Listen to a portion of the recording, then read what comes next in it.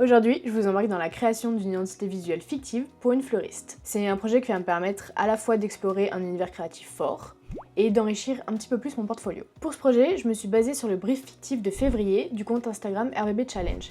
C'est un compte Instagram qui propose chaque mois un brief fictif qui est ouvert à la communauté. Notre cliente s'appelle donc Floral. C'est une fleuriste poétique, spécialisée dans les compositions artistiques et les fleurs locales de saison. La marque souhaite une image innovante, plutôt maximaliste, avec un côté espiègle, à l'image de sa fondatrice. À partir de ce brief assez succinct, mon objectif va être de poser un cadre clair, puis de créer une identité visuelle cohérente de A à Z.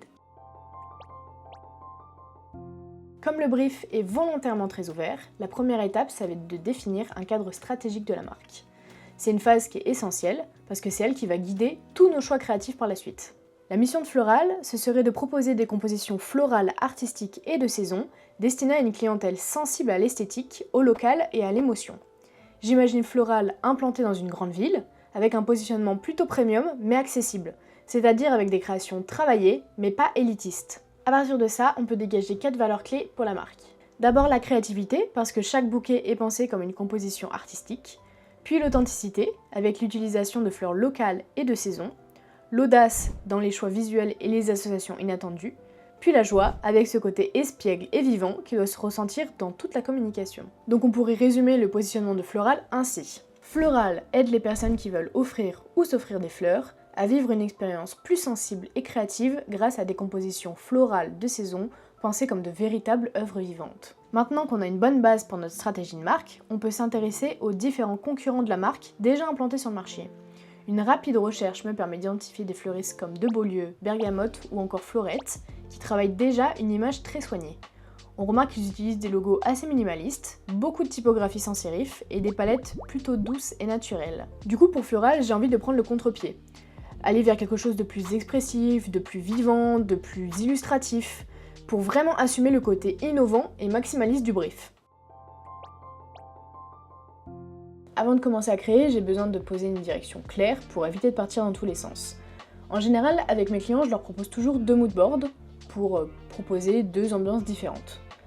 Ici, comme c'est un brief fictif, je me suis permis d'en faire qu'un seul, celui qui me paraissait le plus approprié par rapport au brief.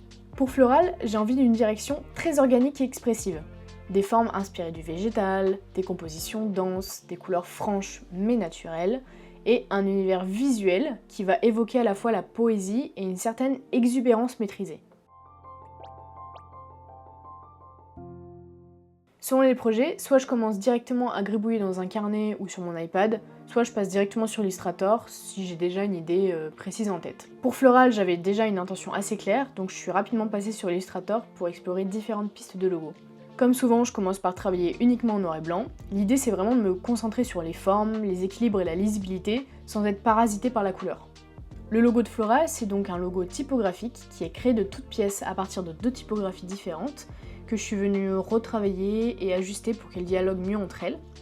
Je voulais quelque chose d'assez élégant mais pas figé, un logo qui évoque à la fois le côté artisanal et poétique du métier de fleuriste, tout en restant contemporain. J'ai donc passé pas mal de temps à ajuster les courbes, les pleins, les déliés pour trouver un équilibre qui reste lisible, mais avec du caractère. Assez rapidement, j'ai eu envie d'accompagner ce logotype d'un symbole. Donc au départ, j'ai exploré des pistes assez évidentes, notamment des icônes de fleurs, mais très vite je me suis rendu compte que ça fonctionnait pas vraiment. C'était joli, mais un peu trop littéral, et surtout c'était pas assez différenciant. Et du coup c'est là que l'idée du nœud est arrivée. Ce nœud, en fait il fait évidemment référence aux ficelles qu'on utilise pour attacher les bouquets, mais pas seulement. Pour moi il symbolise aussi le lien entre les fleurs et les émotions, le lien entre le fleuriste et son client, et plus largement en fait le lien qu'on crée quand on offre des fleurs. Donc comme j'aimais bien l'idée du nœud, je me suis dit que le dessiner de manière un peu libre, presque à la main, ça apportait un peu ce côté espiègle et vivant qui était demandé dans le brief, donc sans tomber dans quelque chose qui était un peu trop décoratif. A partir de là, j'ai décliné le logo en plusieurs versions. Une version principale, une version plus simple, et une icône qui reprend uniquement le nœud. Une fois que tout ça me semblait cohérent et équilibré, j'ai pu passer à la suite, à savoir la couleur et l'univers graphique. Pour Floral, j'ai construit une palette inspirée à la fois de la nature, des saisons et de l'univers floral, mais sans tomber dans quelque chose de trop littéral. On retrouve d'abord un brun profond, presque terreux, qui sert de couleur d'ancrage. Il évoque la terre, le naturel, l'authenticité et apporte une base assez élégante et rassurante à l'identité. À côté de ça, j'ai choisi un bleu doux, un vert un peu solaire et un corail chaud. Ce sont des couleurs qui font directement référence aux fleurs, mais aussi aux différentes saisons, avec une palette qui peut évoluer et se moduler tout au long de l'année. J'ai ensuite décliné ces teintes avec des couleurs plus claires et plus douces pour apporter de la légèreté, du contraste et surtout de la flexibilité dans les supports de communication. Côté typographie, j'ai construit un trio assez complémentaire. Young Serif est utilisé pour les titres, c'est une typographie avec beaucoup de caractères qui apporte une vraie présence visuelle et qui renforce le côté poétique et affirmé de la marque. C'est aussi l'une des 2 typographies que j'ai utilisées pour créer le logo. Avec les sous-titres, j'ai choisi Mavel, en italique, pour apporter plus de douceur et de mouvement. Elle permet de créer des respirations dans les compositions et d'ajouter une touche presque manuscrite, très sensible. Enfin, pour le texte courant, j'ai opté pour Saraben, qui est beaucoup plus neutre et lisible. Elle vient équilibrer l'ensemble et assurer un bon confort de lecture, notamment sur les supports digitaux. Très important ça. Pour les visuels, j'ai d'abord essayé de générer des bouquets ultra maximalistes par EA pour pousser le concept le plus loin possible. J'ai fait plusieurs tests, mais les résultats, ils étaient pas concluants ou alors c'était trop enfantin par rapport à l'univers que je voulais créer. Du coup, j'ai préféré m'appuyer sur des photographies de bouquets déjà existants, réalisées par des fleuristes dont l'esthétique correspondait parfaitement à l'ADN que je voulais donner à Floral, comme certains des bouquets chez Blanc 27 en Australie, il y avait Milo's Flower aussi aux Philippines, ou le Hoa Club au Vietnam.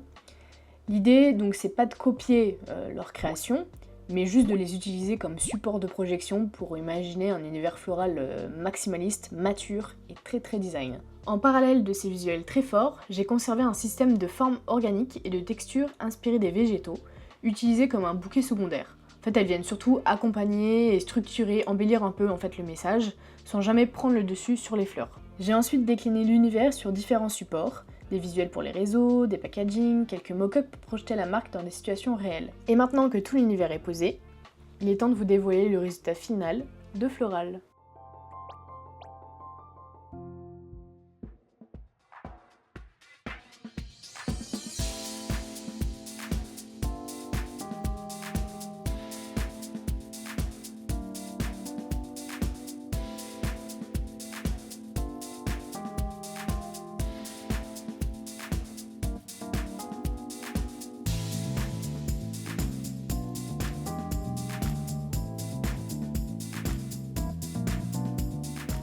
Et voilà pour Floral, j'espère que le résultat te plaît autant que j'ai aimé travailler sur ce projet.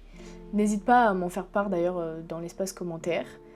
J'adore lire vos retours et échanger sur ce type de projet-là. La dernière fois que j'ai créé une identité visuelle sur un brief fictif, ça remonte à juillet dernier, ça fait déjà un petit bout de temps. C'était le projet Color Me Bomb, Color Bomb, juste Color Bomb. Tu peux voir le résultat d'ailleurs sur mon Instagram. Mais j'adore ce type de projet fictif parce que ça nous permet d'être vraiment très créatifs, comme il y a beaucoup moins de contraintes qu'en général qu'un projet client. Donc en attendant, merci d'avoir regardé la vidéo jusqu'au bout. N'hésite pas à t'abonner et on se retrouve très vite pour la suite des aventures de l'émigraphe. Salut!